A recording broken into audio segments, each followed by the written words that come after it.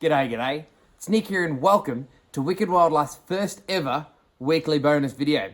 For the next couple of months, obviously we're not able to get out and about and visit people with our animals like we do. So we are going to endeavour to put out an extra video every week covering things like questions and answers from you guys, behind the scenes looking after animals, some husbandry. And this week, for our first ever bonus video, we're going to talk about how did Wicked Wildlife start? Who am I? How did I get involved with wildlife? And some of the things I've learned along the way, and a couple of cool experiences I've been lucky enough to have. So stick around, guys. It should be a good one.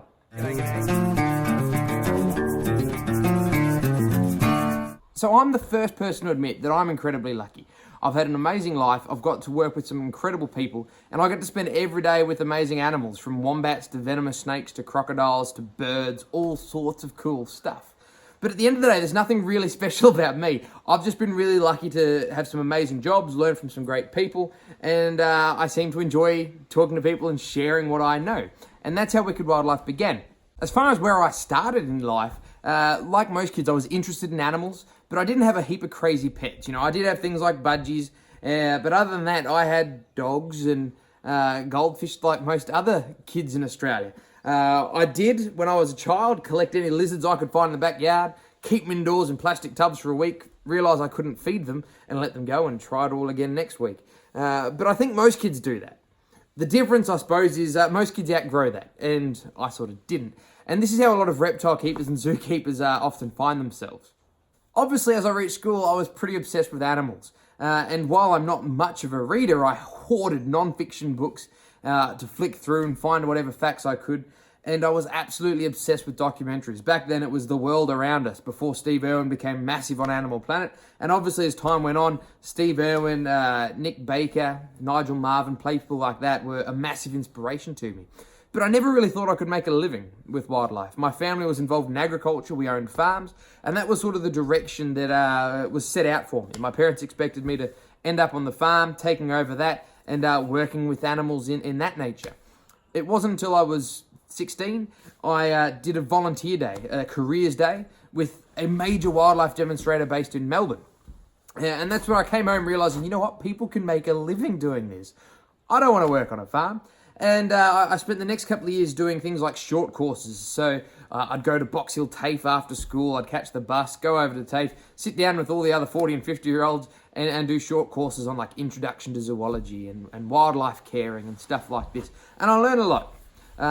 When I was 18, I could finally drive, and about the second day after I got my driver's license, I was started work at another wildlife demonstrations business, doing what Wicked Wildlife does today, taking entirely reptiles, snakes and lizards and crocs, to schools and birthday parties and kindergartens and things. And at the same time, I secured voluntary work at a really reputable dingo breeding centre in Melbourne. So I was getting to work with dingoes during my weekends, and when I wasn't working with dingoes, I was taking reptiles out to visit people. As I finished school, I'd been working with reptiles and dingoes for about 6 to 8 months, and my parents had come to terms with the fact that I really wanted to work with wildlife instead of sheep and cattle. They sort of said, well, if you want to work with wildlife, you've got to do a zoology degree. And they mean well. Most parents, I found, often sort of go this path where they think if you want to be a zookeeper, you've got to do a zoology degree. And they're not the same thing. It might help you, but it's kind of like the doctor that you see when you've got a cough and the guy in the white lab coat at a university making vaccines. They're not the same. Just the researcher and the doctor is like the zoologist and the zookeeper. So, not the same skill set, but nonetheless, I enrolled in a degree in animal and veterinary bioscience, thinking that if it didn't work in my chosen field of zookeeping, I'd be able to take what I learnt and go back to the farm and make a living there. Now, it didn't take long for me to figure out that I was not much of a student. I'd managed to coast through school pretty successfully, basically by picking subjects that I liked. I was good at biology, and I used my woodwork classes as an opportunity to build reptile enclosures. But suddenly I ended up in university with 500 other people who were also naturally good at the subjects that I was doing, and I was really struggling. I didn't realise at the time that it turns out that I had ADHD. So I struggled with the idea of sitting down for 38 hours a week and taking notes and things like this. During high school, I did most of my learning through videos and interactive sort of things. And university, that wasn't really possible. So I studied for 6 months, and I continued working as a reptile demonstrator and volunteering at the Dingo Centre until I saw a job come up at a zoo in North Queensland, Townsville, Billabong Sanctuary. And I put in an application thinking, look, I'm 18 and I've got a couple of months of weekend experience. What is the chances of me getting a job up there? Surprising to me, a couple of weeks later, I'd forgotten almost all about it, and I got a phone call asking if I could have an interview with the manager. So he called me back about half an hour later, and he asked me a bunch of questions, and I said, look, I've got some basic husbandry experience, but what I really enjoy doing is shows and talking to people. And they were delighted. He said, most zookeepers we've found, they're like the animals behind the scenes, and we've got to drag them out by the ear to talk in front of the public. So I got the job, and I moved. At 18, me, a dog, a couple of snakes, hopped in the car and drove all the way to North Queensland. And it was the beginning of my real wildlife career. I was especially lucky because I ended up living with a housemate who also worked at Billabong Sanctuary. Kira Lee was at my housemate for quite a while, and she kept a heap of venomous snakes. So while the place I was working had a few venomous snakes, I wasn't very involved with them. And for the first time in my life, I had my own animals. I was getting paid to work with animals every day of the week. And I was coming home and getting to learn a little bit about venomous snake husbandry from my housemate. So things really exploded from there, and it was just all about wildlife. So during my time at Billabong, I was getting to do some really amazing stuff. We were working with everything from 4 and 5 meter crocodiles, doing crocodile feeding for the public. Behind the scenes, I was eventually in charge of koalas, wombats, and dingoes. So I was training dingoes. I was weighing and recording the koalas and which koalas could be handled by the public and all this.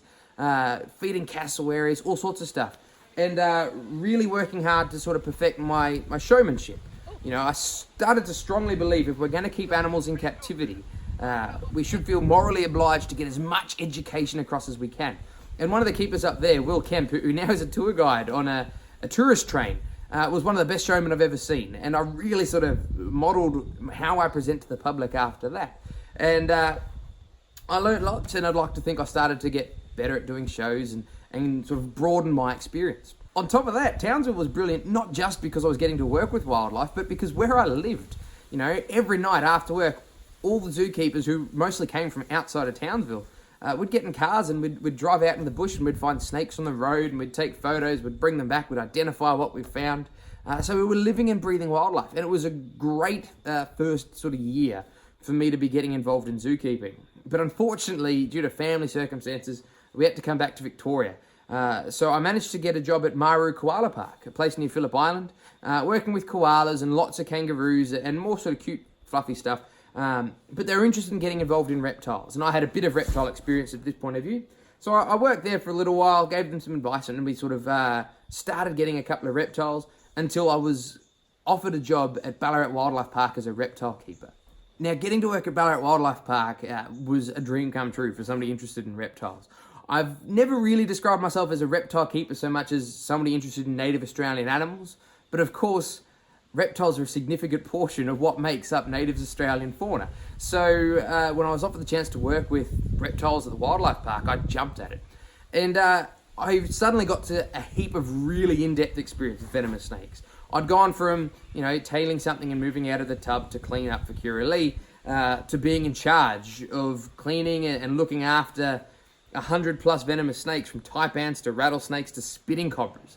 I was getting to work with alligators and do alligator feeding shows. We had freshwater crocodiles, saltwater crocodiles, and I was still getting to get out of the reptile shed and do the daily talks with koalas and Tasmanian devils and all sorts of things like this. But I always really enjoyed the demonstrator work that I'd done at first, and that was, getting to work somewhere different every day, packing the animals up and going and visiting a school on one side of the city, and doing a birthday party on the other side of the city, and meeting different people. And eventually it got to the point where I decided that I wanted to start wildlife demonstrations for myself.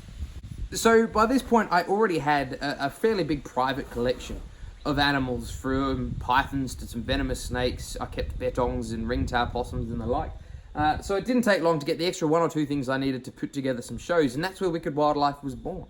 We started off doing a lot of sort of regional schools that couldn't necessarily drive all the way to a zoo, so we went and visited them, and birthday party schools, kindergartens, things like this. And it was great, but I couldn't live off it. It was, a small business. We had rent and bills to pay and things like this. So I also started working at a couple of pet stores. So I spent some time working at Living Jungle, a pet store in the western suburbs. And this is where I did my first videos, not for our channel, but Living Jungle wanted to know if I'd be interested in doing some short videos on how to care for reptiles. Things like arboreal enclosures versus terrestrial enclosures, and pet snakes versus pet lizards. And I think those videos are still out there somewhere on YouTube. So this is where I started videos, and I never really thought of it for a lot longer. But I spent a lot of time, teaching people about what reptiles would be appropriate for them and how to care for their reptiles. And then on my weekends, I'd be out taking my own animals to schools and kindergartens. While working at the pet stores kept the bills paid, and it was great to be able to teach people about husbandry as well as just conservation, biology, and all the things that I was really passionate about. A couple of years down the track of working at these pet stores, I was offered a job flying in and flying out of remote mine sites in central Queensland as a fauna spotter catcher. So Wicked Wildlife sort of went on hold for a little while, and I spent a year flying up for 28 days at a time. And it was where they were clearing country, clearing the bush to put in gas pipelines and things like this. And what my job was to go before any machines arrived, and we have to flag off any habitat. So we'd mark off trees with a nice deep crack, or that one's got a hollow, or here's a pile of sticks that we thought wildlife was likely to live in. And then when clearing was happening, we'd be along with them. So every time they pushed something over that we wanted to check, we'd stop them, we'd check everything, we'd catch something, record it, take a GPS coordinate, all that, and go and release it off site. And we got to work with some really cool animals. I did a lot of relocating snakes that were fallen in trenches, and echidnas and possums and all sorts of cool animals. And it was great getting to catch animals, for 28 days at a time, play around big machinery and be out in the bush. And then you'd fly home, sleep for 7 days, do whatever jobs the people that were helping look after my animals while I was away couldn't get up to, and then fly back out the bush. So eventually, as all things do, the mining project finished, and I needed somewhere to go. I needed a job. And my family owned farms out here in Hamilton, Western Victoria, and I thought, you know what, farming is basically zookeeping for sheep and cows. So I moved out here, and the same skills pretty well transferred across. Since then, we've grown up to the business that we are today. So we visit schools and birthday parties and kindergartens and agricultural shows. We do lots of snake safety. And of course, eventually, the videos came in. We got to the point where I thought, I live in a town that's only 10,000 people. The few towns around me are about the same size. So I managed to stay pretty busy with wildlife displays, but it's a lot of traveling and I can only teach so many people. And we've started putting up a few videos basically just to show potential clients. And you guys started watching them. So I put out another one, and then I thought we better scrub them up and make them look a little bit better. And eventually we got to the point we are today, where we are on track to hit 10,000 subscribers by my 30th birthday, which is the 28th of June. So if you haven't subscribed yet, please hit the subscribe button, help us get there. And if you have, share it with your friends, because that's the best 30th birthday present a bloke could ask for. But it means that, since then, our videos have been watched by almost 1 million people around the world. And we've got to share wildlife, Australian wildlife, with people who I would never in my wildest dreams be able to come and visit and show them animals. So that's where it all started. People ask me, how could I become a zookeeper? And we go to shows, and often there's kids saying, I want to be a zookeeper, I want to do this, and mum and dad are like, what degree does he have to have? And I don't want to say don't get a degree. I was incredibly lucky that I managed to fall into these positions, and I had a lot of opportunities come up.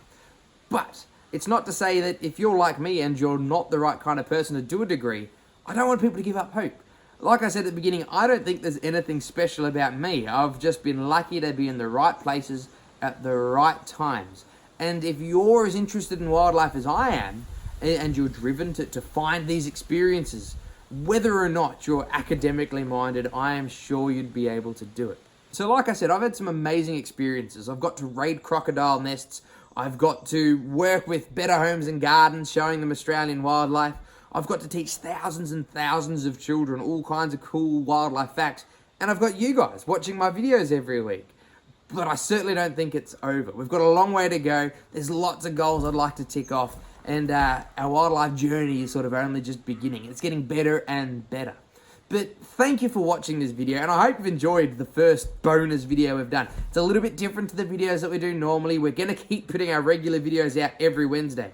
Our species spotlights, our sort of questions on wildlife, this sort of thing. But if you'd like to see more of this bonus videos, behind the scenes stuff, questions and answers, leave in the comments what you would like to see, what animals you'd like to check out, what questions you'd like answered, and we'll try and put out the bonus videos every Monday morning Australian time, which is Sunday night for everybody in America. And our regular videos come out on Wednesday mornings, which is Tuesday night for everybody across the pond. Other than that, guys, like I said, if you haven't subscribed yet, please hit the subscribe button. Help me reach 10,000 subscribers by my 30th birthday. Other than that, guys, check on back on Wednesday for our species spotlight of the week. Be nice to wildlife. Have a good one and take care.